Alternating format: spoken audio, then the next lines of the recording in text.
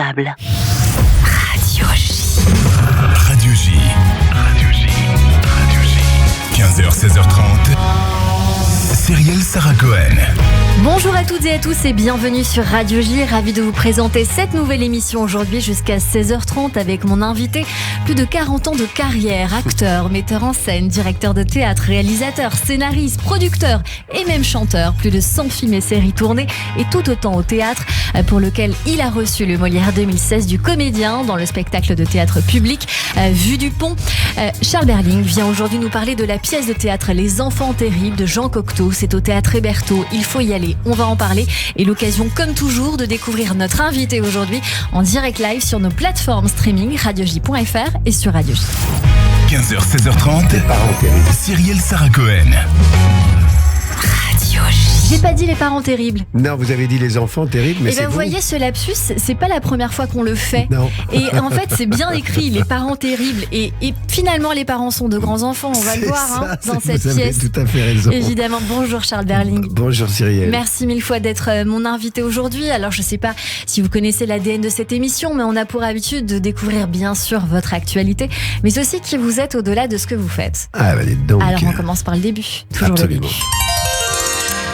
Charles Berling, vous êtes né le 30 avril 1958 à Saint-Mandé. Vous êtes le quatrième d'une fratrie de 6 enfants, 3 garçons, 3 filles, la parité, et on va en parler dans un instant. Vous êtes alors le fils de Christian Berling, médecin de marine anesthésiste, et d'une maman marocaine, Nadia, professeure d'anglais, puis femme au foyer, des parents avec qui vous avez beaucoup voyagé. Quel genre d'enfance vous avez eu ?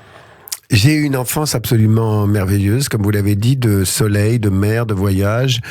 Et une famille nombreuse, c'est comme quand ceux qui connaissent ça, c'est pas de tout repos. Donc, mais on est une fratrie on est très resserrés, donc ils ont fait ça en 9 ans. Non, c'est-à-dire au niveau des âges. Donc ça veut dire que pour les enfants, c'est quand même chouette. On était une sorte de bande, plus les chiens, plus bon.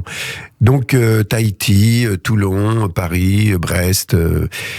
C'était la période des années 60, 70, et c'est une forme d'insouciance aussi de la France qui commençait à être post-colonialiste, qui ne l'était pas encore tout à fait. Et voilà, donc j'ai eu une enfance en rapport vraiment avec la nature, grâce à Toulon, grâce à Tahiti, même Brest, l'Atlantique, et donc ça m'a donné très vite la passion de la mer, de tout ce qui bouge, et aussi, je pense, une forme d'instabilité qui m'a naturellement entraîné vers l'art dramatique. Et qui vous a nourri, on va en parler dans un instant. Vous venez de, bien sûr, nous parler de cette pièce Les Parents Terribles, et le lapsus que j'ai fait n'est pas là par hasard, parce que je crois savoir aussi que vous étiez un enfant terrible. Un petit peu, oui. C'est vrai que j'ai eu du mal à m'adapter au système scolaire classique. Je ne sais pas pourquoi, mais et ma mère était une femme qui avait un tempérament artistique, et je pense qu'elle nous l'a pas mal passé, mais elle avait aussi vécu, justement, elle est née à Meknès au Maroc, et elle venait, c'était une famille qui venait de Casteljaloux, donc du sud-ouest de la France, et c'est une femme qui a eu dans l'ambiance coloniale des années 30, 40, une vie assez mouvementée, parfois même violente, et donc qui nous a, je pense, transmis aussi cette histoire. Enfin, on a ça en nous puis de ces femmes aussi, parce que sa mère et elle-même sont devenues de fait des féministes pour juste exister et non pas subir la pression masculine en permanence. Donc c'est vrai qu'après, par hasard, nous sommes 3 filles, 3 garçons, donc il y a, comme vous le disiez très justement et avec un peu de malice, la parité. Mais surtout, il y avait de la part de notre mère et de notre père la volonté d'inculquer à leurs enfants l'idée que les femmes et les hommes, que les garçons et les filles, eh bien, ce sont les mêmes. C'est-à-dire qu'il n'y a pas de hiérarchie, que les filles n'attendaient pas d'être mariées pour exister, et que les garçons pouvaient aussi faire la vaisselle et ranger leur lit. C'est très joliment dit. Vous parlez donc de ça avec beaucoup de sincérité, et je sens aussi dans votre manière d'être, une forme aussi quelque part, quand on vous écoute dans les interviews, Charles Berling, une forme un peu de résistance aussi contre, je sais pas, peut-être que je me trompe, mais contre les carcans, les cases dans lesquelles on essaye de mettre et les hommes et les femmes. Et d'un autre côté, je vous sens très féministe aussi. Oui, tout à fait. Récemment, avec Bérangère Varluzel, j'ai fait un spectacle autour de Hannah Arendt et des mots d'Hannah Arendt. Et je dois dire que quand j'entends Hannah Arendt, quand j'entends Camus, c'est vrai que je suis inspiré par d'aussi grands écrivains, d'aussi grands penseurs qui nous disent: vous devez penser et rester critique. Vous devez cultiver l'esprit critique. C'est-à-dire, non, on ne doit pas tout accepter parce que ça est. On peut aussi, et c'est l'apanage justement, je crois, de l'être humain et de la grande histoire humaine. C'est-à-dire de se réformer en permanence, de comprendre qu'est-ce qui peut s'améliorer, qu'est-ce qui peut aller, qu'est-ce qui bouge et comment le comprendre et comment ensuite agir en fonction de ça, mais en le pensant. Et c'est vrai que Hannah Arendt, c'est un spectacle qu'on a joué depuis 2 ans et demi, qui continue à tourner, et je vous assure que le public, tout d'un coup, entendant les mots d'Hannah Arendt, cette immense femme, sont souvent pas seulement intéressés, pas seulement c'est pas seulement que ça les questionne, c'est qu'ils sont bouleversés. C'est-à-dire qu'à ce moment-là, ils comprennent qu'ils peuvent, que nous comprenons que nous avons droit à la liberté fondamentale étant justement celle de pouvoir penser et de parler sans tabou. Et on le voit dans les choix de rôles que vous avez fait aussi, Charles Berling.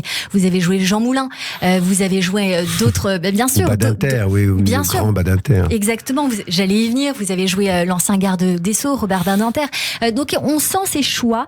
On est en pleine réforme des retraites, qui visiblement est loin d'être paritaire, qui ne sert pas à la cause des femmes. Hier encore, c'était la journée des droits des femmes, qui lutte encore pour vivre en luttant contre les féminicides. On voit aussi ce qui se passe en ce moment en Iran ou encore en Afghanistan. Hier soir sur France 2, c'est encore un autre sujet, mais ça reste la même cause. France 2 diffusait le premier épisode de la mini-série Les Siffleurs, une fiction créée par Nathalie Marchak qui aborde la question du harcèlement à travers une enquête policière haletante. Alors, je suis toujours honnête sur cette antenne. Je n'ai pas pu le voir parce qu'hier j'étais avec vous.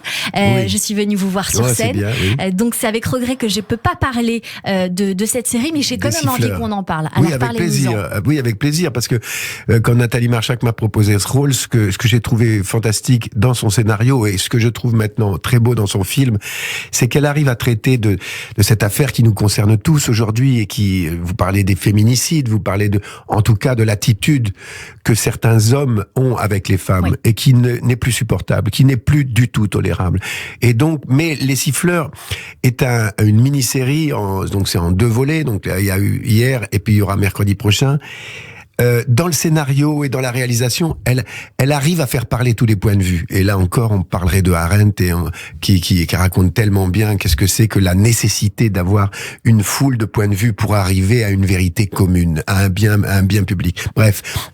Elle arrive à faire parler la jeune génération, la plus ancienne, celle du milieu, et des gens des hommes, des femmes, avec leur histoire, et elle arrive à faire en sorte que on raconte ça, mais il y a de la nuance. Il y a possibilité. Il n'y a pas, si vous voulez, ce que je trouve terrible parfois aujourd'hui dans la parole de certaines féministes trop radicales, c'est-à-dire le fait qu'on est jugé une bonne fois pour toutes et que c'est fini, on n'est plus que ça. Tout n'est pas tout blanc ou tout noir, Charles Berling. Non, il y a toujours de la nuance. C'est ça que vous voulez dire, et c'est en ça que cette mini-série est donc bien traitée. Elle est très belle, parce oui, qu'on peut voir tous les reliefs de chaque personne, qui forcément n'a pas que du bon et pas que du mauvais, puisque nous sommes toujours oui, exactement. Oui, on est tous dans des contradictions, on est tous avec nos actions. Vous avez vu Les Parents Terribles. Les Parents Terribles, ça raconte extrêmement bien cette génération des parents qui, à un moment donné, est tentée, au fond, de museler, d'étouffer, de casser la joie de leurs enfants parce que ça va pas tout à fait dans leurs intérêts. Et ça, Cocteau arrive à nous faire un cheminement où on se rend compte qu'il y a possibilité d'avoir des valeurs morales, tout simplement, une éthique qui corresponde à soi-même et qui soit pas seulement une démission bourgeoise qui serait de dire ça a toujours été comme ça et puis non. au contraire, il faut se battre pour la liberté, pour la joie et je dirais même pour le bonheur. On va tout à fait progresser vers les parents terribles dans un instant, mais d'abord, je tiens quand même à camper sur ça. Qu'est-ce qui ne fonctionne pas, Charles Berling ? Je vous ai beaucoup entendu dire qu'il y a un problème avec l'éducation. Oui, et d'ailleurs, avec Bérengère Varluzel, nous travaillons en ce moment sur des textes de Montessori qui parlent avec... moi, je découvre, au fond, vraiment ce qu'elle a écrit, ce qu'elle a raconté, parce qu'on connaît tous les écoles Montessori, de loin comme ça. Moi qui ai vécu, comme on le disait tout à l'heure, disons, le cursus de l'éducation nationale classique, et qui était assez inadapté à ce système, je découvre avec beaucoup de passion, d'intérêt, tout ce qu'elle a pu écrire. Et n'oublions pas que Maria Montessori était la première femme médecin en Italie. Et je vous assure, là on parle de féminisme, je vous assure que fin 19e, une femme médecin en Italie, c'est pas rien. C'est pas rien ce qu'elle se prend dans la gueule, parce que c'est-à-dire ce sont des femmes qui ont vraiment été pionnières de quelque chose, d'un combat absolument fondamental pour les libertés. Bien sûr, et d'ailleurs il y a une pièce de Jean-Louis Debré qui s'est jouée il y a pas si longtemps, qui parle de toutes ces femmes qui ont remué le système, la France, et on parle notamment de cette femme que vous venez de citer. Montessori, c'est une manière aussi de laisser les enfants plus libres, s'exprimer, moins dans les carcans de l'éducation nationale. De les considérer comme des êtres à part entière, c'est-à-dire de ne pas penser un enfant c'est quelqu'un en devenir, c'est déjà quelqu'un. Un enfant c'est déjà quelqu'un, et on a beaucoup à apprendre avec un enfant si on commence à l'écouter et à le regarder. Un enfant je dirais que et là, la pièce des parents terribles le raconte aussi, il y a une vraie innocence. Et cette innocence, il faut s'en servir, il faut s'en inspirer, au lieu de vouloir la museler, la combattre, la mettre dans des moules. Non. Montessori en parle extrêmement bien, c'est-à-dire, et comme par hasard, on retrouve presque des phrases de Hannah Arendt, c'est-à-dire, non, nous devons tenter d'agir, non pas par dogme, non pas par idéologie, mais par l'épreuve, par l'expérience. Et c'est ça qui nous fait évoluer. Par l'épreuve, et ça s'écrit en 2 mots ou en 1 mot. Tout à fait. Charles Berling. Revenons alors à votre éducation. À vous, Charles Berling, puisque la liberté d'esprit, vous la trouvez aussi, je crois, avec le théâtre. C'est ce que vous venez d'évoquer tout à l'heure, au sein de l'atelier créé par votre frère aîné au lycée Dumont-d'Urville de Toulon. Vous avez 15 ans. Quel souvenir de rôle, de jeu de scène, de révélation et peut-être même de fusion avec votre frère Philippe vous gardez? Je garde d'avoir, grâce au théâtre et grâce à cette activité de ce foyer qui avait été conçu dans le début des années 70 pour... Eh bien, à la suite de mai 68, on disait il faut le 1% de la culture à l'école. Et donc, des professeurs avisés avaient organisé ce foyer théâtral. Et moi, effectivement, sur les traces de mon frère Philippe, j'ai commencé à évidemment, disons que depuis un petit moment, je faisais souvent un peu l'imbécile, comme on dit. Je faisais des one man shows, si vous voulez, à la maison, devant les amis. Dès qu'il y avait un groupe humain, je m'habillais, je faisais l'imbécile, et puis je faisais rire les gens. Donc ça a commencé comme ça. Est-ce que vous étiez à l'arrière dans la classe et c'est vous qui faisiez le foufou? Voilà, exactement. On avait fait beaucoup de conneries à l'école et même après au collège et au lycée. Et dans ce même lycée, il y avait tout d'un coup, il s'ouvrait une opportunité, de faire que la culture passe par le corps, qu'elle passe par quelque chose qui était physique, qui n'était pas seulement être assis le cul sur une chaise et attendre la bonne parole. Non, j'ai compris à ce moment-là que les grands auteurs, de Camus à Kundera, à Beckett, c'est-à-dire n'étaient pas des statues sur leur socle totalement inatteignables, mais étaient des amis qui pouvaient vous prendre par la main pour vous dire quand vous aviez 14 ans et que vous étiez un peu paumé, parce qu'à l'adolescence c'est difficile de comprendre qui on est, et d'ailleurs on comprend jamais finalement. on peut le dire, mais ces auteurs-là vont tout d'un coup vous montrer que votre originalité, votre singularité, elle n'est pas forcément blâmable, et qu'elle peut fonctionner, et qu'elle peut amener du bonheur, qu'elle peut amener quelque chose de positif, alors que l'environnement que vous avez plutôt tendance à vous dire oui, il est pas comme ci, il est pas comme ça. Vous voyez, nous dans la scène nationale que je dirige à Toulon, on on avait fait tout un truc sur le harcèlement à l'école, et on voit les mômes tout d'un coup qui sont harcelés parce qu'ils sont un peu différents des autres, qui rentrent pas dans le moule. Ça avait été bouleversant comme expérience, n'est-ce pas, d'avoir une salle de 700 mômes avec des petits doigts qui se lèvent en disant moi, machin, etc. C'est-à-dire que oui, et c'est en ça que je crois à la culture, oui, le savoir, oui, l'école doit permettre aux enfants qui sont très différents, qui sont pas comme les autres, eh bien, d'exister quand même, parce qu'ils ont tous quelque chose à apporter. Très juste ce que vous êtes en train de nous dire, Charles Berling. Après votre baccalauréat alors, et vous allez comprendre cette transition, vous allez suivre une formation de comédien à l'INSAS à Bruxelles, puis vous intégrez la compagnie des Mirabelles, le Théâtre National de Strasbourg, dirigé par Jean-Louis Martinelli. Beaucoup de théâtre où vous serez d'ailleurs distingué en 2016 avec le Molière du comédien dans un spectacle de théâtre public pour Vue du Pont. Mais comme Patrick Chenet, qui était à nos côtés il y a quelques jours et qui a consacré quelques pages à Michel Bouquet, qui l'a beaucoup inspiré dans son livre Lettres d'excuses, vous avez vous aussi écrit sur ce grand personnage de théâtre. Dans ce livre Les Joueurs, c'était un entretien que vous avez c'est avec ça. lui. J'ai pas écrit sur Michel Bouquet. Je voulais faire un livre d'échange, d'entretien entre sa génération et la mienne. Exactement. Il est sorti en 2001 aux éditions Grasset. Et c'est le titre Les Joueurs, le verbe jouer qui m'intéresse. Oui. Pensez-vous que les acteurs, je sais ce que vous allez me dire, mais sont et restent de grands enfants qui jouent dans une récréation qui est l'observation de la vie? Oui, tout à fait. Disons que je pense que les acteurs et les actrices doivent garder cette part d'enfance, mais je pense que c'est pas seulement propre aux actrices et aux acteurs, c'est propre à tout être humain. Quand on perd de vue, quand on perd le lien avec sa propre enfance, on perd beaucoup. On perd peut-être la modestie profonde, c'est-à-dire si on dit que c'est un jeu, la vie, si, comme le dit Shakespeare, le monde est un grand théâtre, ce qui est vrai. Ça veut dire qu'on reste, on garde du recul, on ne se prend pas au sérieux. Charles Berling, est-ce que vous pensez que nous sommes les jouets de notre enfance ? J'en suis sûr. Je suis sûr que des choses nous ont tous, les uns et les autres, marqués profondément pendant notre enfance.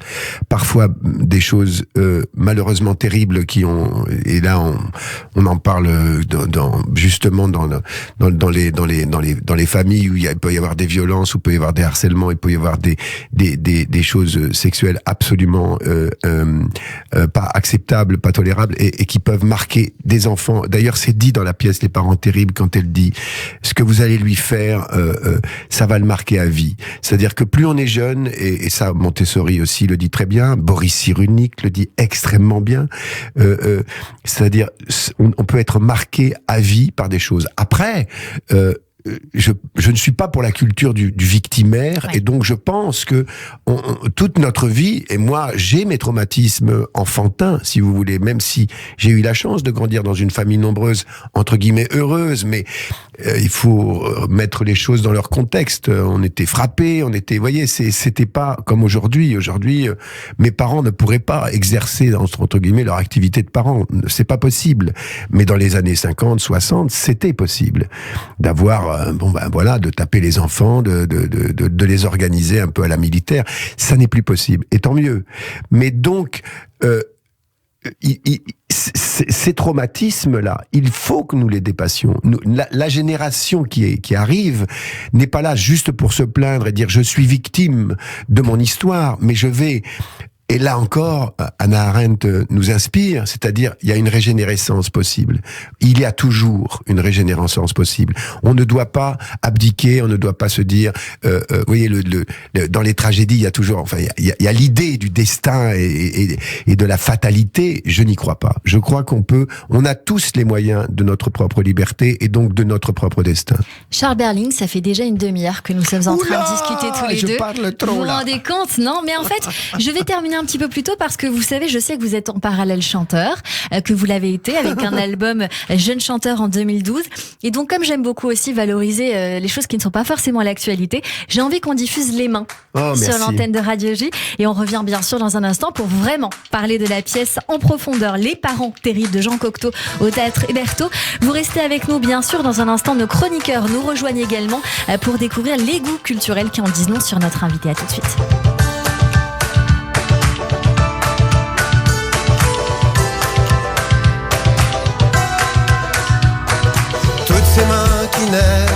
voudrait tout attraper. Ces petites mains qui se blessent sans l'avoir demandé, et vos mains qui se tendent, va savoir pourquoi. Pour qu'on ne les oublie pas, pour qu'on ne les oublie pas. Ces mains qui s'allongent, qui frôlent, qui hésitent, et nos mains qui quémandent un peu d'humanité. Oh, la main qui vous serre, celle qui vous prend, et les mains adultères qui se cachent derrière. Oh, les mains, mes mains qui se brûlent, mes mains qui espèrent, mais nos mains qui étranglent, qui voudraient caresser. Parfois nos mains sont dégueulasses, et toutes celles qui cassent, les poings fermés qui cognent, ces mains qui se traînent, et toutes celles qui comptent, les mains qui ne peuvent plus, et celles qui renoncent. Oh, ta main qui m'appelle, celle qui m'emporte, les mains qui s'affolent, et toutes ces mains trop molles. Oh, les mains, mes mains qui se brûlent, mes mains qui espèrent, mais nos mains qui étranglent, qui voudraient caresser. Parfois nos mains sont dégueulasses, et toutes celles qui cassent, les poings fermés qui cognent, toutes ces mains qui parlent et celles qui sont blessées, toutes ces mains qui prient et celles qui se révoltent. Mais la main que tu donnes, mais la main que tu donnes, oui, la main que tu donnes.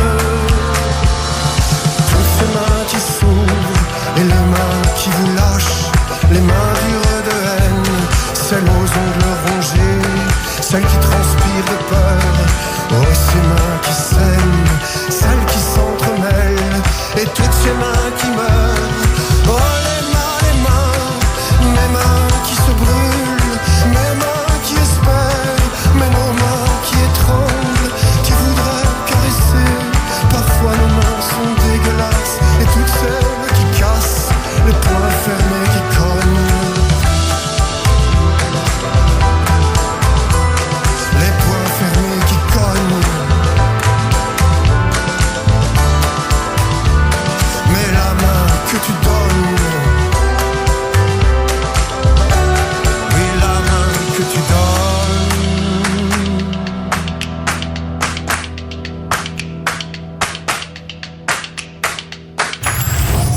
15h, 16h30, Cyrielle Sarah Cohen. Radio J.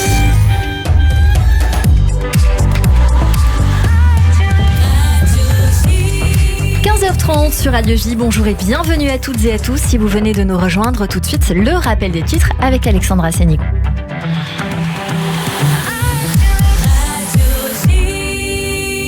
Bonjour Alexandra. Bonjour Cyrielle, à la une de l'actualité en Israël, nouvelle journée de blocage contre la réforme du système judiciaire. 3000 agents de police sont déployés pour éviter des débordements. Les opposants à la réforme ont tenté de bloquer les routes en direction de l'aéroport afin de perturber le départ de Benjamin Netanyahou qui décolle cet après-midi pour l'Italie. Diplomatie, le secrétaire d'État américain à la défense Lloyd Austin est arrivé ce matin en Israël après son escale en Égypte. À Washington, cette réforme inquiète toujours et particulièrement le Parti démocrate qui exhorte le président Joe Biden à, je cite, utiliser tous les moyens diplomatiques disponibles pour que Benjamin Netanyahou abandonne la réforme judiciaire. L'actualité en France, la mobilisation contre la réforme des retraites se poursuit aujourd'hui pour la 3e journée d'affilée. C'est au tour de la jeunesse à l'appel des syndicats de lycéens et d'étudiants. Du côté des transports, le trafic reste encore perturbé dans le métro. Au Sénat, le report de l'âge légal de départ à la retraite à 64 ans a été voté cette nuit. Justice, François Bayrou et 10 autres personnes ont été renvoyées devant un tribunal correctionnel dans l'affaire de l'emploi irrégulier d'assistants d'eurodéputés. L'ex-ministre Sylvie Goulard a, elle, bénéficié d'un non-lieu. Et merci beaucoup Alexandra Sénigo, on vous retrouve dans 30 minutes pour le journal complet. Tout de suite une très courte pause et on se retrouve avec mon invité Charles Berling pour la pièce de théâtre Les Parents Terribles de Jean Cocteau au théâtre Hébertot. À tout de suite. Radio J.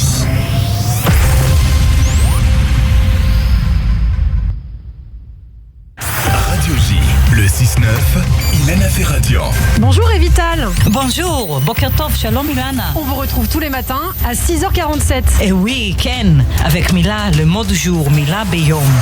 Un cours d'hébreu à l'Ulpan Écuge. Info sur écuge.fr.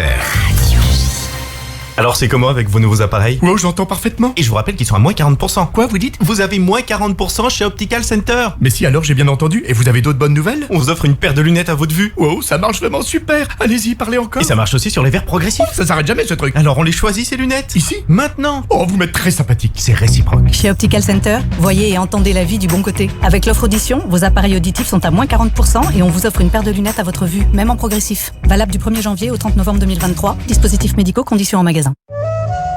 Depuis plus de 120 ans, le KKL reconstruit le pays d'Israël. Parcs, forêts, réservoirs d'eau, infrastructures, programmes éducatifs. En léguant tout ou partie de votre patrimoine, vous participerez au projet sioniste et laisserez votre empreinte en terre d'Israël. Contactez en toute discrétion le KKL et demandez Linda. KKL 01 42 86 88 88 et sur le site kkl.fr.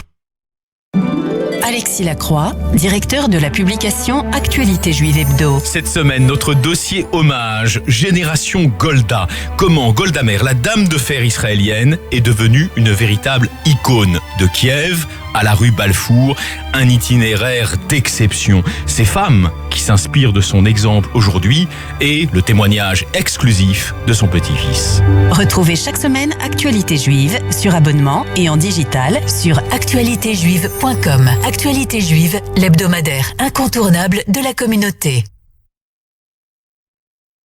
La communauté juive de Créteil vous convie à la semaine du judaïsme marocain du dimanche 12 mars au dimanche 19 mars. Expositions, films, conférences, rencontres, débats, Shabbat plein, soirée Bakashot, concert de clôture de musique judéo-andalouse avec des artistes d'Israël et du Maroc. Réservation pour le Shabbat 01 43 77 01 70. Programme et billetterie pour le concert sur judaïsmemarocain.fr. La semaine judéo-marocaine est sous le haut patronage de Sa Majesté le roi du Maroc, Mohamed VI. Radio J. Radio J. Radio J. Radio J. 15h, 16h30. Cyrielle Sarah Cohen. De retour sur l'antenne de Radio J. Merci de passer votre après-midi avec nous jusqu'à 16h30 avec mon invité Charles Berling pour la pièce de théâtre Les parents terribles de Jean Cocteau au théâtre Hébertot. Et c'est le cas de le dire, c'est incroyable, Charles Berling. Oui, vous avez raison, vous soulignez ce mot qui est utilisé beaucoup dans la pièce. Incroyable. C'est ça, c'est une pièce que vous jouez aux côtés de Muriel Mayette-Holz, je crois que ça se prononce comme ça, Holz, et Maria de Medeiros, qu'on a pu croiser dans Pulp Fiction. Je tiens Absolument, à le dire, voilà, de Quentin Tarantino, parce que derrière moi, je vous le disais en off, mais je fais partager à nos auditeurs, j'avais des jeunes hommes qui disaient, on la connaît. Eh bien, elle a bien joué dans ce film de Quentin Tarantino. À vos côtés aussi, Lola Créton, jeune actrice, et votre fils. Émile Berling, pour la première fois à vos côtés sur les planches, mais au cinéma, vous avez déjà joué ensemble. Est-ce que vous l'avez aiguillé pour jouer avec vous ? C'est-à-dire quand j'ai reçu la pièce de Christophe Perton, que j'ai redécouvert cette pièce, comme beaucoup de gens en ce moment en venant la voir la redécouvrent, parce que ça ferait qu'on l'avait pas vu jouer depuis longtemps. J'ai donc redécouvert cette pièce, Les parents terribles, et j'ai halluciné. Émile avait déjà refusé de faire du théâtre, et je lui ai envoyé la pièce, je lui ai dit, tu dois lire ça. Ouais. Parce que la pièce fait écho à beaucoup de choses de réalité entre nous, de lui avec sa mère, enfin bon, bref. Et j'ai senti que c'était le rôle qui devait l'amener au théâtre, et je dois dire que quand après, dans les coulisses, vous avez votre fils qui vous regarde avec des yeux très très illuminé et qui vous dit merci parce que c'est le théâtre en fait, c'est merveilleux. Je lui dis bah oui, je te l'avais dit. Vous venez nous dire un petit peu en filigrane qu'il y a un peu d'autobiographie pour votre fils du coup. Hein. Toujours, vous savez, on ne peut pas. Un acteur, une actrice va toujours chercher quelque chose qui le concerne par rapport à la fiction qu'il doit servir. Je pense que et même s'il ne le fait pas, ça ne veut pas dire qu'on le fait consciemment même. Peu importe, on doit ça vient, ça advient. Je pense que si l'actrice, l'acteur veut se sortir, veut ne pas se sentir concerné par l'œuvre qu'il défend, ça commence mal. Charles Berling, Les parents terribles part de sujets très forts avec en fil rouge, vous venez de l'évoquer, l'amour d'une mère pour son fils. C'est une pièce qui parle de la tragédie humaine et qui parfois s'avère aussi être une comédie. C'est ce que dit mon personnage, c'est une tragédie en forme de comédie. À l'époque, Jean Cocteau manquait un peu de succès au théâtre et il a vu envie d'écrire pour Jean Marais un succès, une pièce de vaudeville, quelque chose qui allait faire marrer les gens. Et donc il a commencé à écrire ça. Mais son naturel reprenant le dessus, il n'a pas pu s'empêcher de le faire glisser dans les mondes qu'on connaît de lui, c'est-à-dire avec une grande dextérité, il arrive à décrire, à dépeindre les passions humaines dans ce qu'elles ont de plus excessif. Et là, c'est ce qui nous fait à la fois marrer et ce qui nous glace le sang parfois. Alors, je vais rentrer dans les détails, mais cette pièce a été écrite en 1938. Elle est toujours d'actualité. Quand on regarde avec quelle modernité, finalement, elle est reprise aujourd'hui. Je ne sais pas si on peut dire que c'est une pièce relativement classique à la base. Je suis pas tout à fait sûre non plus. Vous avez raison. D'ailleurs, je vous signale qu'après 9 représentations à l'époque, elle a été interdite.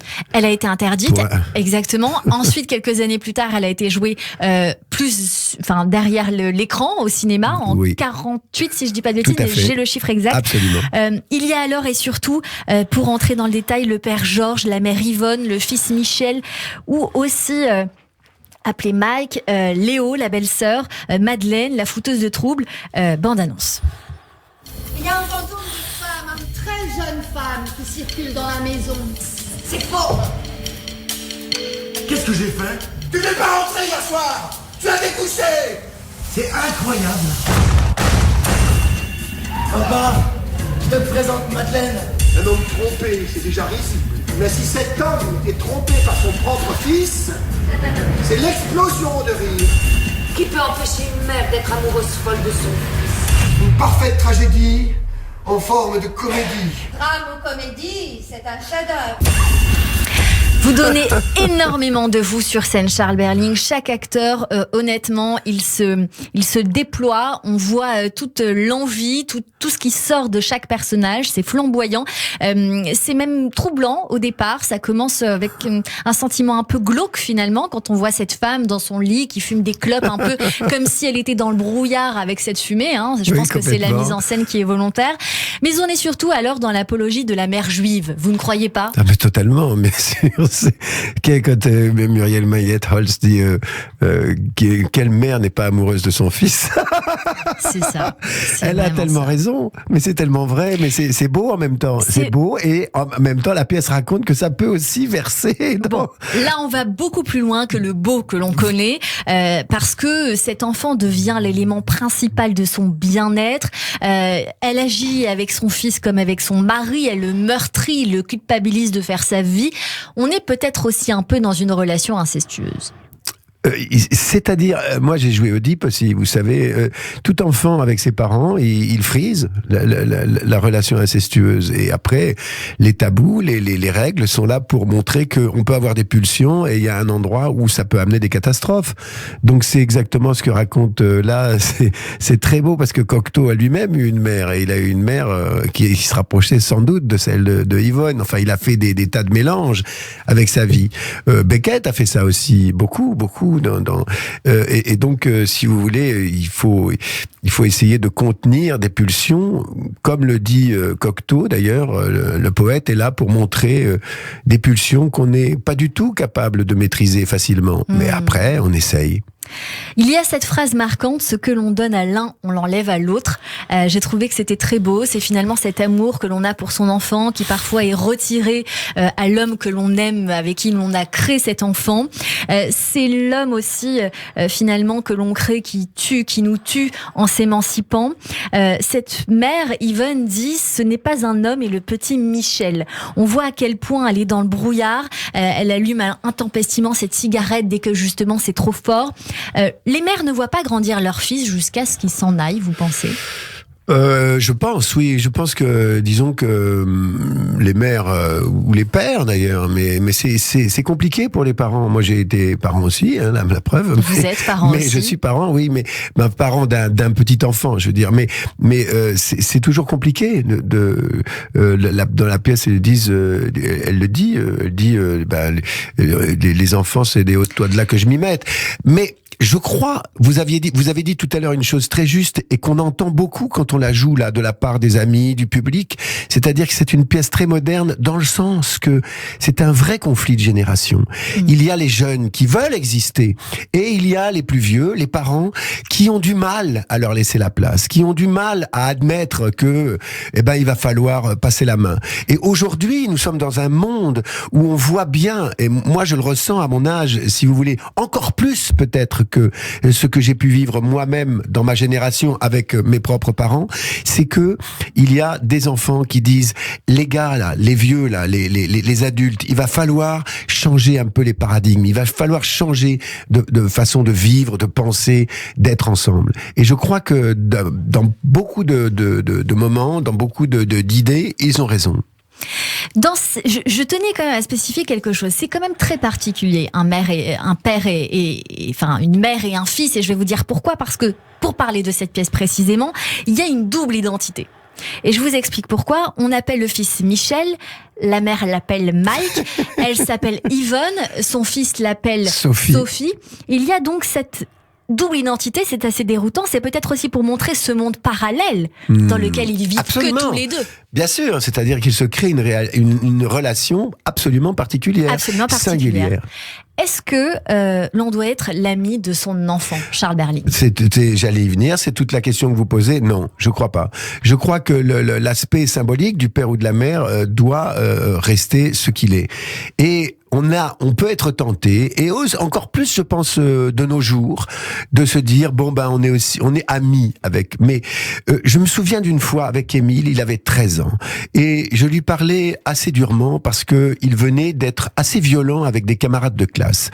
Et là, tout d'un coup, alors que je le voyais, parce qu'Émile a toujours été un garçon comme ça,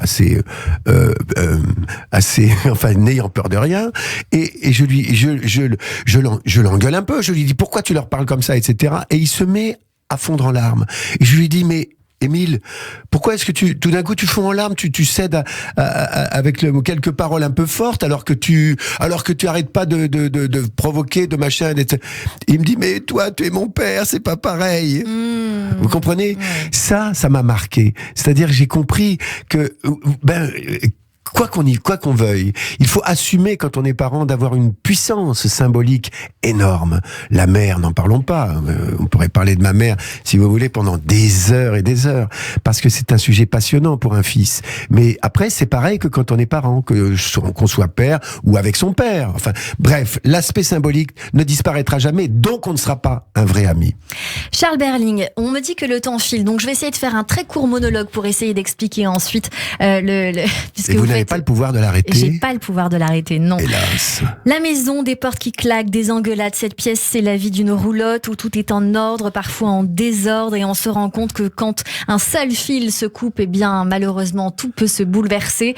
Le thème aussi du sacrifice, le sacrifice d'amour que l'on fait pour voir les autres heureux, le don de soi et celui que l'on refuse par égoïsme ou parce qu'on n'en est pas capable. Il y a aussi un autre thème qui fait basculer la pièce aussi, et je peux pas le divulguer évidemment, sinon je dirais tout, Charles Berling, mais qui laisse place au mensonge. Cette phrase très forte, si on aime comme je t'aime, on coupe tout, on assassine, on égorge. Et vous avez, un monologue très fort, c'est une pièce qui tourbillonne, presque étourdissante, tant chaque acteur donne de lui. 2 phrases extrêmement marquantes. Rien n'est jamais définitif quand tout est faux, et l'autre, c'est mauvais de trop fouiller le cœur. C'est une œuvre très bien écrite, cela va de soi, c'est Cocteau, et à mon sens, ça ne suffit pas d'une fois pour en comprendre tous les contours. Alors je dis à nos auditeurs, allez voir cette pièce. Merci beaucoup, je suis ravi. Vraiment, ça fait plaisir quand on joue et d'entendre des propos comme ça, de voir ce qui a été reçu. Les parents terribles de Jean Cocteau, et tout de suite, on parle de Jean Cocteau. Et mes acclamations, mon enthousiasme, viva notre bienfaiteur. Olé, olé, olé. Et tout de suite, on part donc au théâtre avec Christophe Barbier, et Christophe nous parle de Jean Cocteau. Il est peu d'artistes aussi protéiformes que Jean Cocteau. Romancier, poète, auteur dramatique, de ballets aussi, de livrets d'opéra, dessinateur, peintre, décorateur, potier, réalisateur, acteur, et puis aussi mondain, organisateur de fêtes, animateur du Paris des salons littéraires. Concentrons-nous sur l'auteur dramatique. Là encore, quelle variété d'inspiration. Il y a d'abord la veine antique, avec des réécritures des grandes épopées tragiques, telles que La Machine infernale autour des Atrides, ou Oedipe-Roi, et même Orphée au cinéma, si l'on va jusque-là. Il y a aussi le filon médiéval, avec les Chevaliers de la Table Ronde, ou Renaud et Armide. Puis viennent les pièces sur le pouvoir. Bacchus, qui se passe en Allemagne en 1523, l'aigle à deux têtes, qui ressemble au Ludwig de Visconti avec sa cousine Sissi. Mais on trouve aussi chez Cocteau un chapitre de théâtre contemporain, presque bourgeois, s'approchant même parfois du vaudeville, comme avec Les Monstres Sacrés, ou de l'absurde, avec L'École des Veuves, et même de la pièce policière, avec La Machine à écrire, et encore du mélodrame très original, avec La Voix humaine, monologue au téléphone d'une femme abandonnée. Avec Les Enfants terribles et Les Parents terribles, on est dans ce genre mais en plus acide, en plus provocateur. Derrière les hypocrisies et les convenances de la bourgeoisie, Cocteau débusque les invariants et les transgressions du désir. Il y a toujours un peu de magie chez Cocteau. Il rend visite à Picasso un jour, rue La Boétie en 1925. Il remarque dans l'ascenseur le nom du fabricant, Heurtebise. Il en est saisi et il invente un personnage, l'ange Heurtebise, qui va traverser nombre de ses œuvres. Rien n'est vraiment complètement rationnel chez Cocteau. Il faut ajouter que Cocteau n'a pas toujours été heureux avec le théâtre. Dans La difficulté d'être, un ouvrage de confidence écrit en 1947, mais achevé en 1963, juste avant sa mort, il confie son trouble. Le théâtre est une fournaise qui ne s'en doute pas s'y consume à la longue ou brûle d'un seul coup. Il douche le zèle, il attaque par le feu et l'eau. Le public est une mer houleuse, il donne la nausée, on la nomme trac. On a beau se dire, c'est le théâtre, c'est le public, rien n'y fait. On se promet de ne plus s'y laisser prendre, on y retourne. C'est la salle de jeu, on y joue ce qu'on a. La torture en est exquise. À moins d'être fat, on l'éprouve. Elle ne se guérit jamais. Alors qu'il tourne La Belle et la Bête, eh bien entre deux plateaux, Cocteau va assister aux répétitions des Parents terribles. Il ne dit rien. Les artistes s'angoissent de son indifférence. Il avoue, j'avais toutes les peines du monde à écouter un texte immobile. Le théâtre, par opposition au cinéma, devient un texte immobile. Désenchantement d'un homme malade, tentant d'échapper aux drogues, et peut-être au remords de n'avoir pas été exemplaire durant l'occupation. Allez, Cocteau changerait d'avis s'il pouvait revenir admirer le théâtre très mobile de Charles Berling, Muriel Mayet-Holtz et Maria de Medeiros sur la scène du théâtre Hébertot. Parents terribles, peut-être. Formidable comédien, à coup sûr. Et merci beaucoup Christophe Barbier, c'est encore une fois très très bien raconté. Bravo, il me semble. Félicitations, c'est très bien. Est-ce que vous aimez beaucoup Jean Cocteau, Oui, Charles Berling? Oui, j'aime beaucoup Jean Cocteau. J'aime beaucoup ces poètes, ces écrivains qui sont pleins de contradictions. Vous avez des points qui ne communs sont pas purs, n'est-ce pas, et qui ont, même dans leur trajet, fait des fautes. Eh bien, c'est comme ça. Mais ça reste de grands artistes, des grands curieux et des gens qui ont su prendre des risques, qui ne se sont pas répétés juste pour faire que leur œuvre soit assurée. Merci Charles Berling. Tout de suite, c'est la chronique émotion de Nicolas Rafal sur Radio J. Avec plaisir. L'émotion de Nicolas Rafal. Bonjour Nicolas. Bonjour Cyrielle, bonjour Charles Berling. Bonjour. Bienvenue dans cette chronique où nous rendons visite au choix artistique et culturel de notre invité, donc vous. Débutons, si vous le voulez bien, par les livres. Vous nous avez confié 2 choix. Le premier, Avalanche, de Raphaël Haroche, pas seulement auteur, compositeur, interprète plus connu sous le seul prénom de Raphaël, mais également écrivain. Et quel écrivain? Et quel écrivain? On écoute un petit extrait de Je suis revenu, album sorti en 2021. Après 2 recueils de nouvelles, Retourner à la mer, récompensé du prix Goncourt de la nouvelle et Une éclipse, il s'agit du premier roman de Raphaël Haroche publié dans la célèbre collection blanche de Gallimard. Léonard et son petit frère Nicolas font leur première rentrée dans un pensionnat pour gosses de riches en Suisse, grâce à la bourse obtenue par Nicolas, jeune prodige du piano. Ils sont orphelins de mère, abandonnés par leur père, partis travailler en Guyane. C'est un roman d'apprentissage, éducation sentimentale et surtout sexuelle, qui nous conte les relations complexes entre ados, la découverte des premières fois des corps, des différences de classe sociale et de la honte. La honte de l'accent de la grand-mère ukrainienne qui élève les enfants, la babouchka, qui est presque la même que la vraie, celle de Raphaël Laroche, qui elle parle un français remarquable et sans accent, contrairement, pardon de dévier sur une note un peu plus personnelle, à mes grands-parents qui avaient un merveilleux accent yiddish, Charles Berling. Charles Berling, avant d'abandonner votre appartement parisien qui était exactement le même, je crois, que celui de mes grands-parents et qui se situait, on peut le dire maintenant que vous l'avez quitté, rue Amelot, Paris 11e. Eh ben c'est dingue, voilà. Figurez-vous que je n'ai jamais entendu mon grand-père Simon prononcer correctement les mots rue Amelot. Je l'ai toujours entendu dire ri Amelot. Mais moi, non seulement cet accent de langue presque morte, eh bien non seulement je n'en avais pas honte, mais il me manque, parenthèse nostalgique refermée, revenons au roman. L'avalanche, c'est soudain vif, rapide et nostalgique, comme une adolescence. À peine on se retourne, elle est passée. On creuse sans savoir si ça nous mène vers le fond ou la lumière, nous dit l'auteur qui avoue une certaine vision crépusculaire de l'adolescence, la fin d'un monde, l'abandon de l'enfance dans laquelle on ne pourra plus jamais retourner. L'avalanche, c'est également la métaphore de l'existence violente, troublante et qui peut ensevelir le souvenir. L'adolescence ne laisse un bon souvenir qu'aux adultes ayant mauvaise mémoire. François Truffaut. Et Charles Berling, aussi impensable que ça puisse paraître, vous ne nous avez pas confié aimer de la musique.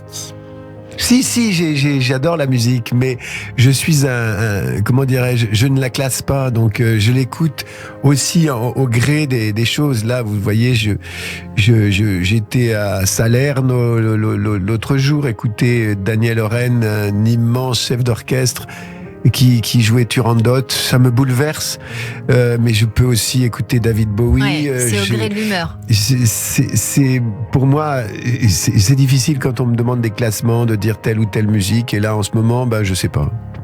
Alors on va parler d'un deuxième livre, Nicolas. Et on va pas chanter Turandot, non. On va parler de Tous immortels, de Paul Pavlovitch, chez Buchet-Chastel, celui qu'on appelait Émile Ajar raconte. Après ces aventures, je le cite, plus de 40 années ont passé durant lesquelles j'ai dû vivre, nous dit l'auteur. L'auteur, cette fois-ci, le vrai, qui a décidé d'assembler les souvenirs de ceux qu'il a aimés, Romain Gary bien sûr, Gene Seberg, celui qui est devenu Émile Ajar pour permettre à son grand-oncle, point d'interrogation, je dis point d'interrogation car était-il son cousin ou son grand-oncle qui vient de remporter son 2e Goncourt, et ça lui a permis d'échapper à la foule, aux questions et à la tyrannie du succès. Eh bien, Paul Pavlovitch reconstitue de façon autobiographique une étonnante tribu. Désespoir extrême de Gary, fragilité intense de Gene Seberg, histoire d'une machine qui s'est emballée et qui nous a offert une des plus folles histoires littéraires du XXe siècle. On se souvient de cette émission d'Apostrophe où Paul Pavlovitch, désémile-ajarisé, apparaît et nous dit toute cette histoire s'explique par le fait que Romain Gary se sentait ligoté, il n'était plus libre. L'immortalité lui rend cette liberté. Et c'est bien vrai, un documentaire aussi que Charles Berling a beaucoup aimé. Et oui, on va écouter un petit extrait corse, puisque vous nous avez confié avoir beaucoup aimé un documentaire de Jean-Michel Dzian sur Michel Rocard. Oui. L'ancien Premier ministre décédé en 2016, et dont les cendres ont été répandues à Monticello, d'où venait sa femme. Un documentaire qui cherche de manière intimiste à mettre en lumière la passion de l'ancien Premier ministre pour l'île de Beauté, pour ses territoires, son identité et ses peuples, trouvant dans les problématiques corses un écho à ses idées. Pourquoi vous avez aimé ce documentaire, Charles Berling ? Un Rocard, sinon rien.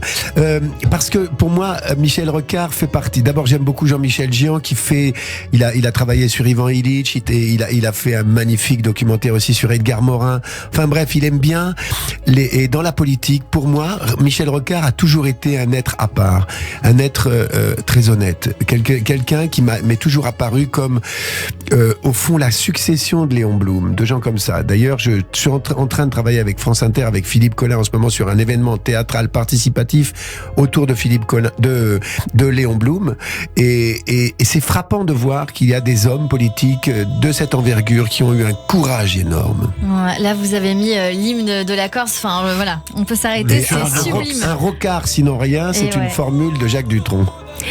Enfin, on va parler de cinéma avec vous, Nicolas. Oui, Charles Berling nous donne l'occasion de parler d'un film que j'ai personnellement vu, adoré il y a 2 mois et qui est une pépite. Alors, je sais pas comment le prononcer. Et En fait, c'est Ian. Ouais. De Jerzy Skolimowski. Non compte triple au Scrabble que celui du réalisateur polonais, mais le film, lui aussi, compte triple. Il s'agit de l'histoire de Eo, un âne, personnage principal de ce film avec presque pas de dialogue donc, puisqu'on suit le parcours de cet ongulé. Inspiré du film Au hasard Balthazar de Bresson, 1966, au milieu de la folie des hommes qui paraissent braire davantage que l'animal bien silencieux. La caméra filme Eo au fond des yeux et le tableau que Skolimowski, qui est également peintre, nous renvoie de l'homme, nous donne envie de changer de genre, ce qui est très à la mode en ce moment. Pour un peu, et ce peu est déjà beaucoup, on aurait envie d'être l'âne. On ressort de la salle ému, tourneboulé, et Eo a pour nous le César ou l'Oscar du meilleur acteur, mais alors dans quelle catégorie le faire? Il a eu un prix à Cannes, le film, d'ailleurs. Merci beaucoup, Nicolas Rafal. Merci mille fois pour infiniment. cette chronique. Vous restez encore avec nous. On va continuer de vous écouter. Évidemment, Charles Berling avec Les Dieux sur l'antenne de Radio J. Dans un instant, vous retrouvez Sam Berebi pour le coup de fourchette, la séquence tac au tac, les questions de nos auditeurs si on a le temps, évidemment. À votre santé avec le docteur Serge Rafal et puis notre experte Judith Cohen-Solal pour le portrait de notre invité. Et puis, juste après la pause musicale, eh bien, le journal de l'info. Restez connectés. Chemin sinueux qui mène n'importe où. Qu'en faites-vous? Et la candide bonté qui rend les gens heureux. Pourquoi ne pas me la donner? Juste un peu. J'aime les dieux. Qu'ils ont en eux pour les plaisirs qui font frémir.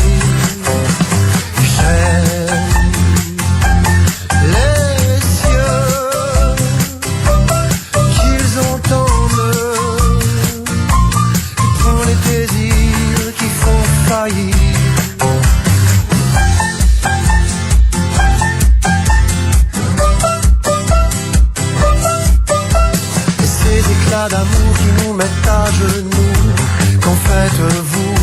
Qu'en faites-vous? Et la sublime beauté qu'il y a dans vos yeux, pourquoi ne pas me la laisser juste un peu? Et les nuits étoilées qui brillent au-dessus de nous. Qu'en faites-vous? Et le courage de dire que tout ça n'est qu'un jeu, pourquoi ne pas me le donner? Si je peux, j'aime les dieux qui sont en nous. Je prends le plaisir qui font frémir. J'aime les cieux qui sont en nous. Je prends les désirs qui font faillir. J'aime les cieux qui je prends le loisir d'en rêver.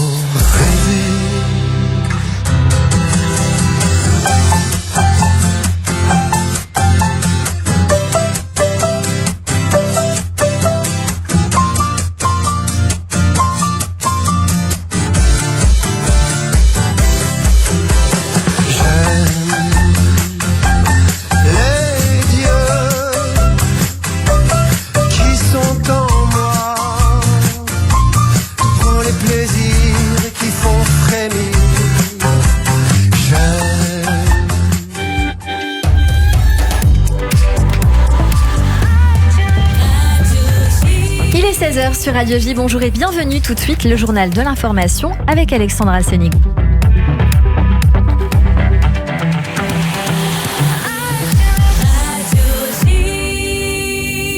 Bonjour Alexandra. Bonjour Cyrielle, à la une de l'actualité en Israël, nouvelle journée de blocage contre la réforme du système judiciaire. 3000 policiers sont déployés pour éviter des débordements. Si vous devez prendre le volant aujourd'hui en Israël, attendez-vous à des perturbations tout au long de la journée sur les routes. Des rassemblements ont déjà eu lieu devant le domicile du président de la Knesset, Amir Ohana, à Tel Aviv. Les opposants à la réforme ont également tenté de bloquer les routes en direction de l'aéroport afin de perturber le départ de Benjamin Netanyahou. qui a décollé cet après-midi pour Rome. C'est donc dans une ambiance tendue que le secrétaire d'État américain à la Défense Lloyd Austin est arrivé ce matin en Israël après une escale en Égypte. À Washington, cette réforme inquiète toujours et particulièrement le Parti démocrate. Dans un courrier, plusieurs élus du parti exhortent le président Joe Biden à utiliser tous les outils diplomatiques disponibles pour amener le Premier ministre Benjamin Netanyahou à abandonner la réforme judiciaire. Benjamin Netanyahou qui a retardé son départ pour l'Italie afin de pouvoir rencontrer Lloyd Austin en début d'après-midi. Ils ont évoqué ensemble la menace nucléaire iranienne. Au chapitre sécuritaire, Israël a démantelé une nouvelle cellule terroriste en Judée-Samarie cette nuit. 2 des 3 terroristes arrêtés appartenaient au djihad islamique. Les 3 hommes armés étaient à bord d'un véhicule lorsqu'ils ont ouvert le feu sur les forces de sécurité qui ont riposté. Ils planifiaient aussi d'autres attaques contre des Israéliens. L'analyse de Raphaël Jérusalemi, ancien officier des renseignements israéliens. Ces opérations, malgré les accords d'Aqaba avec les Palestiniens, les Jordaniens, les Égyptiens, pour calmer le jeu à la veille du Ramadan, les forces de sécurité israéliennes sont obligées d'agir lorsqu'il y a un danger présent et imminent, ce qui a été le cas donc cette nuit. On craignait que certains terroristes préparent une attaque à l'arme à feu, probablement contre des gens des implantations, sur des véhicules circulant entre des villages en Judée-Samarie.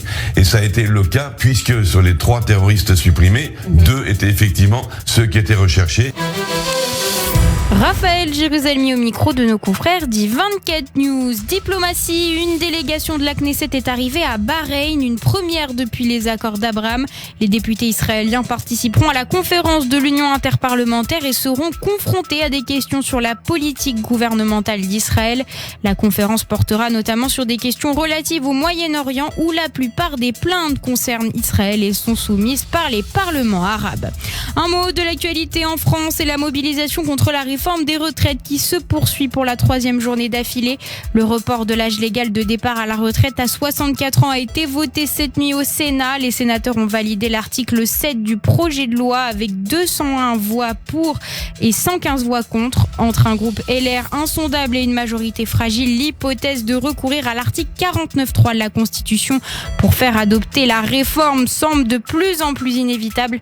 Le secrétaire général de la CGT, Philippe Martinez.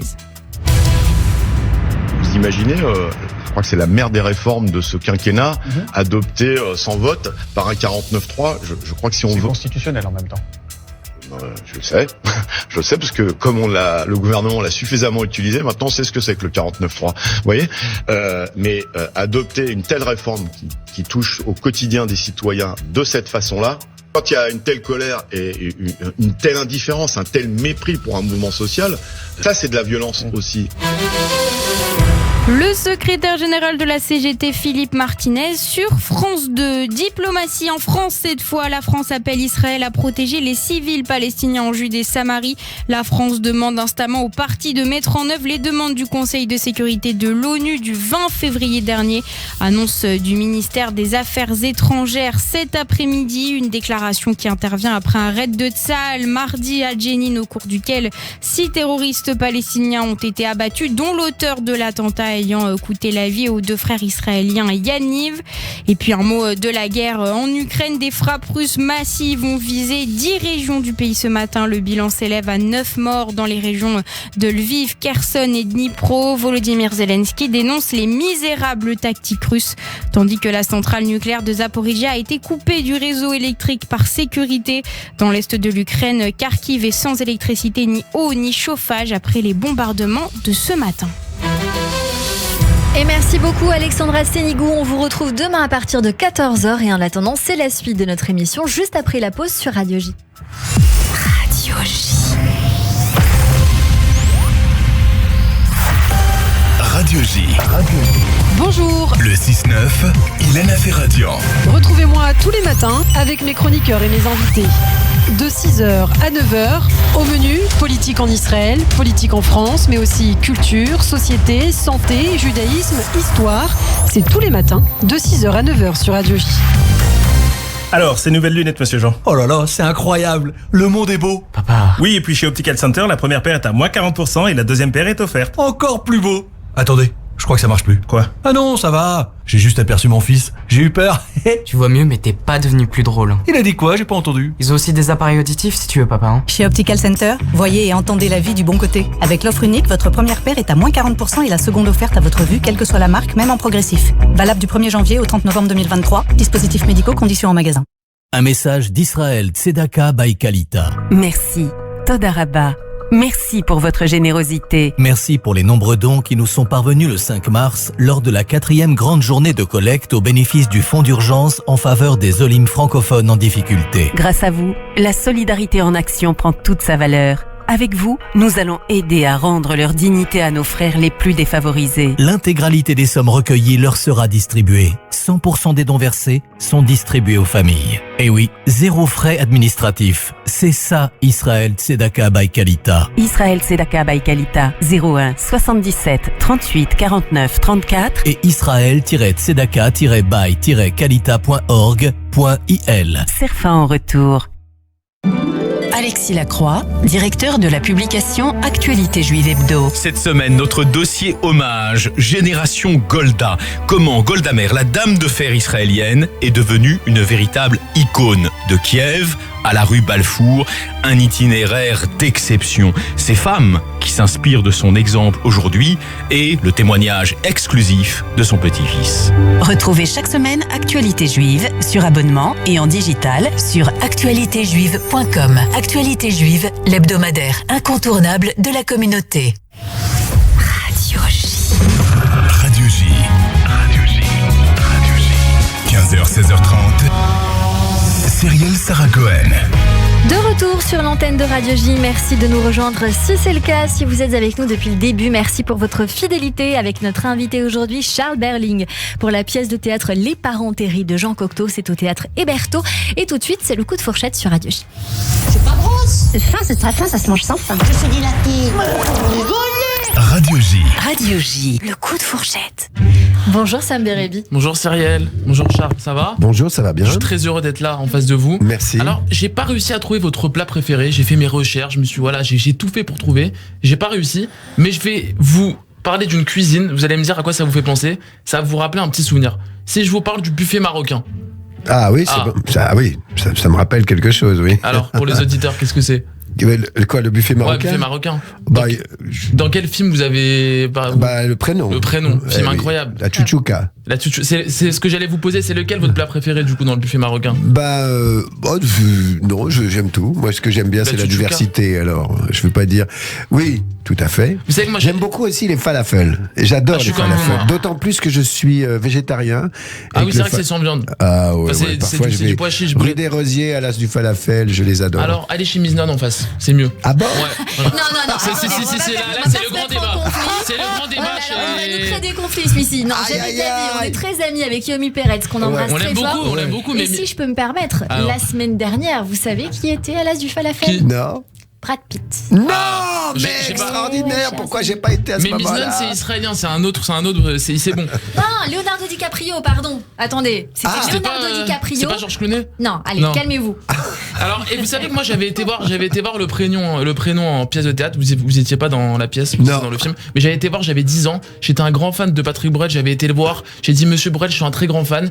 Il avait eu ce mot très touchant pour moi. Il m'avait dit sécurité. Ça m'est resté, voilà. Bien sûr, il y avait eu ce mot très touchant et ça m'est resté. Ah, il peut être parfois touchant, Patrick, oui, c'est bien. Et vous savez qu'on a un point commun. On est tous les deux fils de médecins.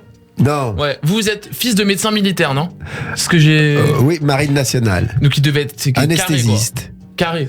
Militaire, ça rigole carré, pas. Oui, tout à fait. On avait les cheveux courts, après on les laissait pousser un peu.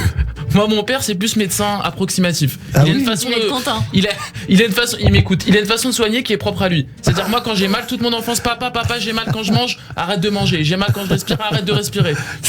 Je faisais plus rien. Quelquefois, il mettait sa main sur ma tête, il me disait, t'inquiète pas, va dormir, t'es juste fatigué. Ouais, j'ai dormi toute mon enfance avec ces conneries. Je comprends. Et il a une façon de soigner qui est particulière.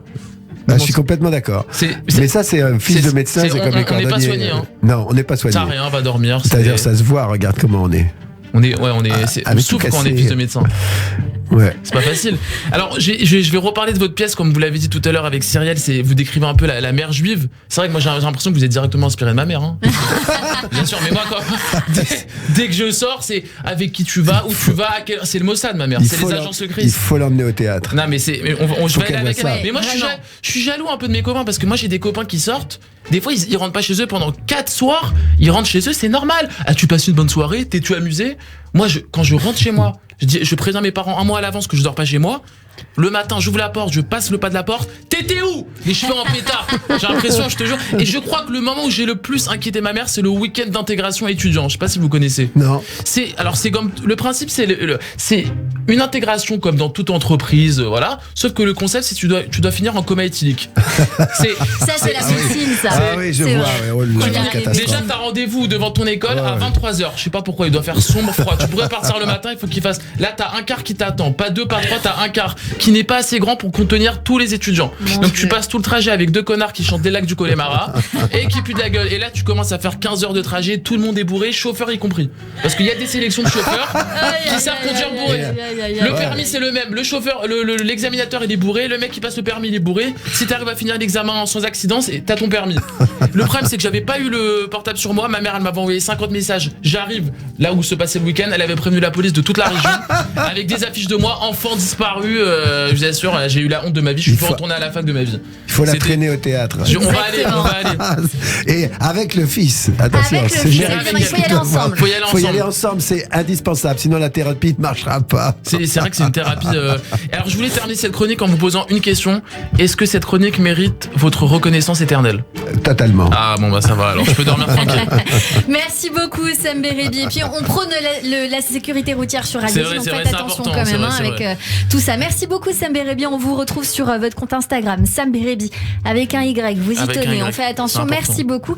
À la semaine prochaine sur Radio J. Merci. Merci beaucoup. Radio J. 15h, 16h30, Cyrielle Sarah Cohen. Et tout de suite, on passe avec vous, Charles Berling, à la séquence tac au tac. 10 questions, 10 réponses en 2-3 mots. On y va? Ah bah là, ça c'est le pire pour moi. Allez, c'est parti, on essaie. C'est là que je dis des conneries. La recette de l'amour, Charles Berling. La vérité. Le ou les sujets qui vous préoccupent le plus en ce moment. Les jeunes et le climat. Si vous pouviez changer de peau, vous seriez qui ou quoi?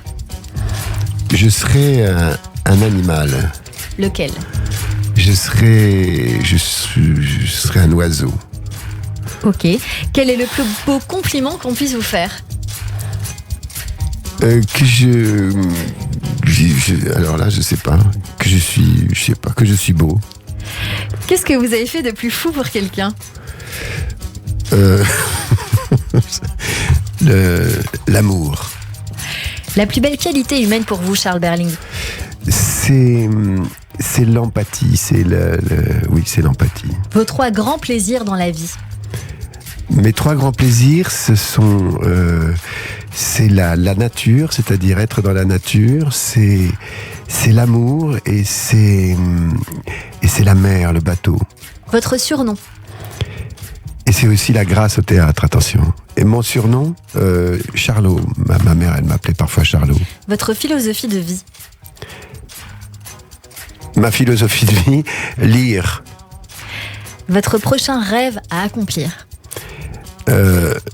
Tous les merveilleux rôles qui m'attendent, qui m'ont été proposés et dans la direction de la scène nationale Château-Vallon-Liberté que je dirige, eh bien continuer à donner à mon équipe l'envie de défendre fermement la diversité de la culture dans sa fragilité mais aussi dans sa puissance. Pour terminer, le dernier mot, la dernière phrase que vous aimeriez prononcer?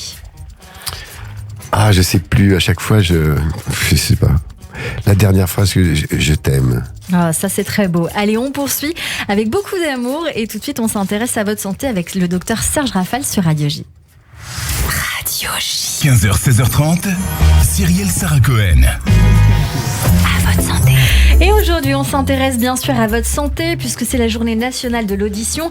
Vous souhaitiez, cher Serge, nous sensibiliser sur un problème qui inquiète le corps médical, l'augmentation considérable du nombre de consultations d'enfants pour des acouphènes et nous expliquer ce qu'il faut bien sûr pour protéger leurs oreilles de ce fameux vieillissement prématurée ou presbyacousie, si c'est bien prononcé, Absolument. qui se définit par une perte progressive de l'audition. Et bonjour Serge. Bonjour Cyrielle, bonjour Charles Berling. Bonjour. Alors on veut tout savoir, forcément. Voilà, alors c'était la semaine dernière la journée mondiale de l'audition, c'est aujourd'hui la journée nationale de l'audition et donc un certain nombre d'enquêtes nous ont été proposées et en particulier une enquête française qui est inquiétante puisque les spécialistes, les ORL, nous signalent que 1,3 million enfants de moins de 10 ans, en réalité 14% des gamins, ont consulté pour des acouphènes. Alors les acouphènes, c'est un bruit, un grésillement, un bourdonnement qu'on peut entendre, qui peut être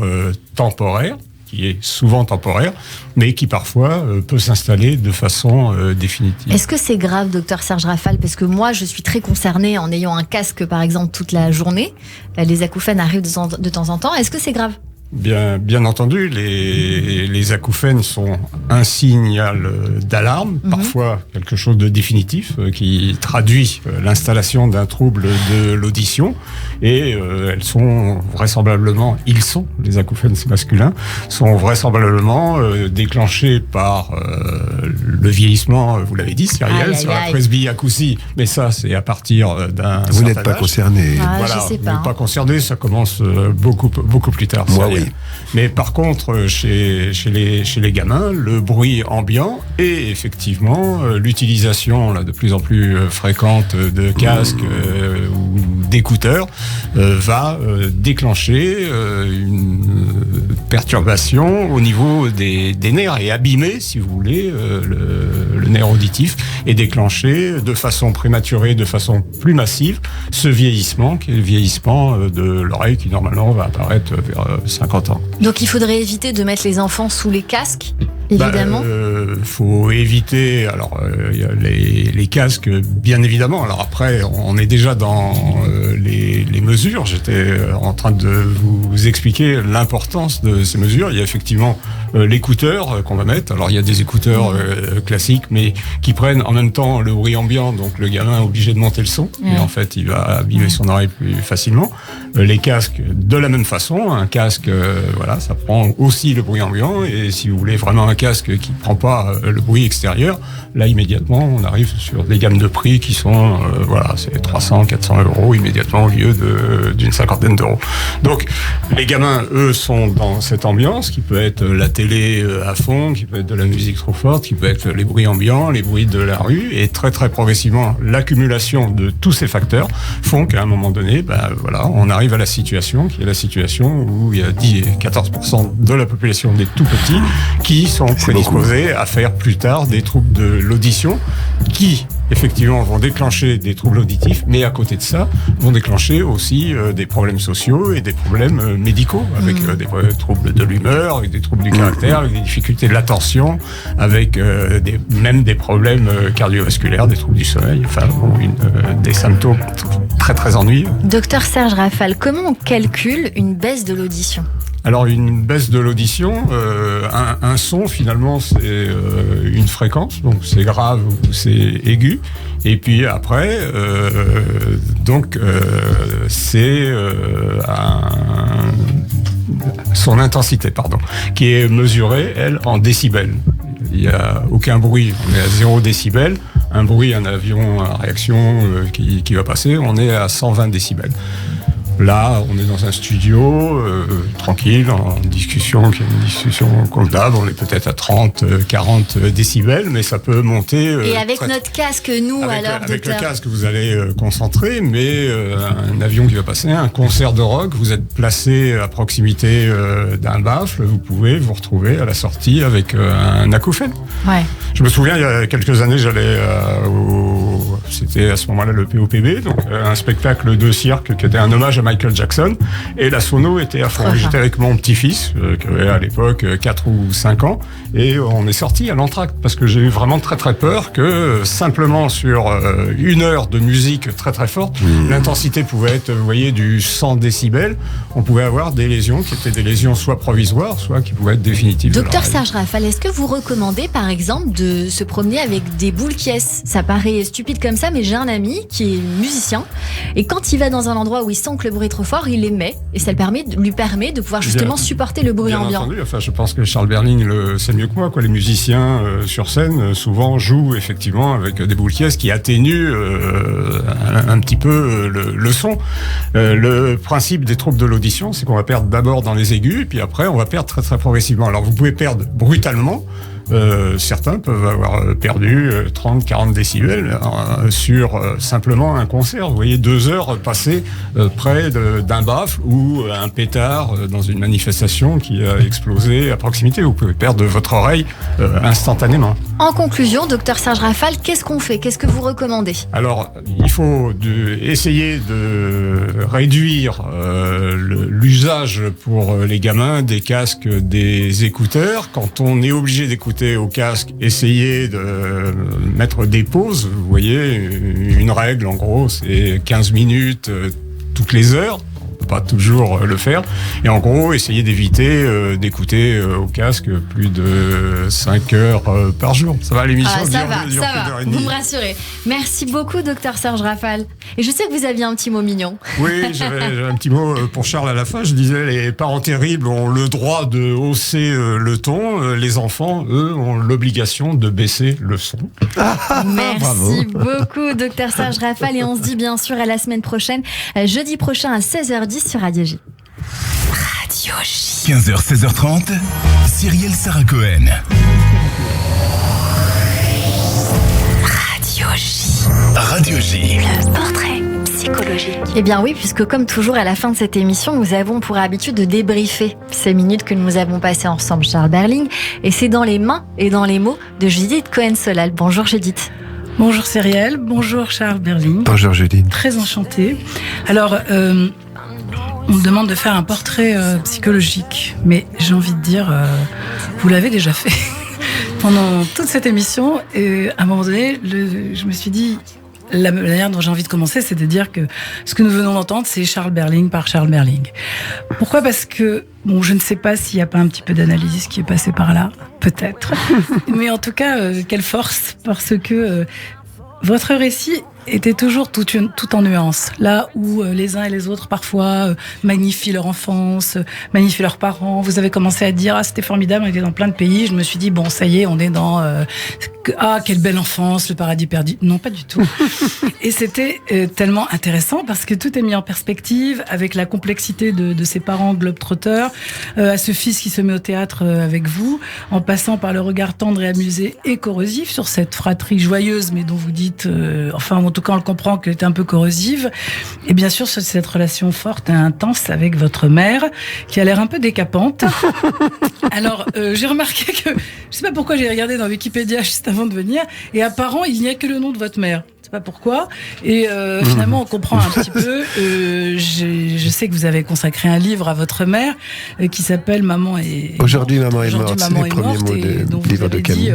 Maman est morte, moi aussi. Vous racontez dedans, il se trouve que je l'avais parcouru à un moment donné, qu'elle avait offert à chacun de ses enfants une sorte de récit biographique qu'elle avait appelé le négatif. Je trouve que... Non, mais c'était d'un point de vue photographique. Ah, voilà. Mais moi, je l'ai entendu. Oui, bien sûr. On peut aussi, bien sûr, parce que c'est ce qu'elle fait. Mais elle dit, il y a une petite phrase qui dit, en photo, il y a le positif et maintenant voici le négatif. Voilà, donc je trouve qu'elle était fallait faire entre elles. Donc cette juive marocaine dont vous dites rarement somme toute qu'elle est juive, bien que dans ce livre vous allez chercher dans ses origines, mais elle-même elle avait peut-être pas tellement envie d'en parler puisque vous allez à la recherche de ses origines et puis elle se marie peut-être pour échapper à quelque chose, en tout cas aller vers un destin de plus de liberté, mais avec un médecin de la marine. Pour échapper militaire. À la pression coloniale. Oui. Moi j'ai écrit ce livre pour raconter qu'il y a des histoires humaines qui se font dans et malgré la grande histoire.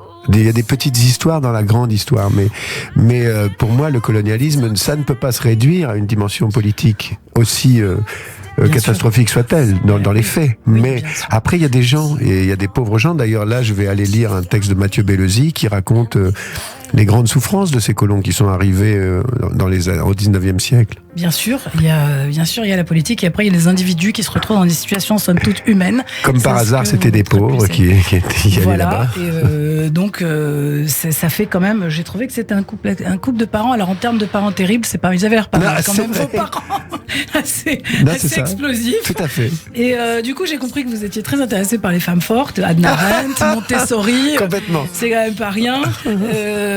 Et puis, j'ai lu que vous avez appelé Charles grâce à De Gaulle. Oui. Donc je me suis dit quand même quand vous avez permis avec ce prénom de vous battre contre tout ça. D'ailleurs j'ai bien compris, vous battiez un peu. Enfin en tout cas vous êtes confronté avec votre mère, vous n'êtes pas tout à fait laissé faire.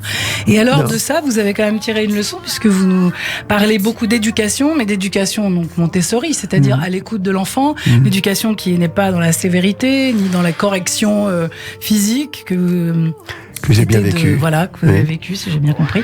Et donc, c'est intéressant, cette leçon, parce que vous avez vécu quelque chose, et à partir de là, vous avez, appris de ça, compris, fait ce pas de côté. Donc, c'est pour ça que je disais tout à l'heure, on a l'impression que, quand même, vous avez fait du boulot, concernant ce qui vous est arrivé. Et puis, alors, vous aviez une grande fratrie, mais vous avez fait un fils unique, si j'ai bien compris. Oui, et, ça c'était... votre fille, votre mère, comme par hasard. Votre mère était fille unique aussi, si j'ai bien compris. Oui. Et donc ça, vous m'avez fait penser à une pièce de théâtre, parce qu'on a un théâtre, mais que j'ai vu hier, c'est La Dame de la Mer de Ibsen. Ah, c'est magnifique. Ce mot justement, j'ai failli liberté. la monter. Voilà, c'est cette lutte. C'était des comédiens de la Comédie Française, et il se trouve que c'est vraiment le message liberté tout le temps, liberté. C'était tellement important, et j'ai entendu ça dans tout ce qui a été. Voilà, donc cette mère qui était à la fois très autoritaire vous a transmis un message de liberté. Voilà, et je terminerai en disant que finalement vous m'avez fait un petit peu penser au milieu de cette fratrie, et avec l'éloignement, puis la leçon, et puis quelque chose à Joseph un peu, Joseph et ses frères, Joseph ce fils aimé mais pas toujours très bien traité. Voilà, et je vous raconterai hors antenne, parce qu'on n'a plus le temps, une blague juive marocaine. Merci beaucoup. Merci à vous, merci infiniment. Merci à bravo. vous, Judith Cohen-Solal, que l'on retrouve tous les jeudis sur l'antenne de Radio J. Radio J. 15h, 16h30, Cyrielle Sarah Cohen. Bah oui, Charles Berling, c'est la fin de cette émission. On va terminer en musique avec encore un titre à vous qui s'appelle Lit garni. On a été très garnis. Merci beaucoup, ça passe très vite chez vous. Bah, je suis ravie. Je rappelle que vous êtes venus pour la pièce de théâtre Les Parents terribles de Jean Cocteau au théâtre Hébertot. Merci pour cet échange. Merci beaucoup Cyrielle, c'était vraiment tout à fait charmant. Merci beaucoup. À la réalisation audio et vidéo aujourd'hui, Benjamin Arnaud. Notez que vous pouvez réécouter cette émission évidemment sur radioj.fr, YouTube et toutes les plateformes de streaming. Rendez-vous ensemble, bien sûr, dès 15h lundi avec Noémie Silberg pour son livre autobiographique Vivre après Marc. Et encore une fois, merci à toutes et à tous de nous avoir suivis sur Radio J. Bon week-end. Dans ton lit garni,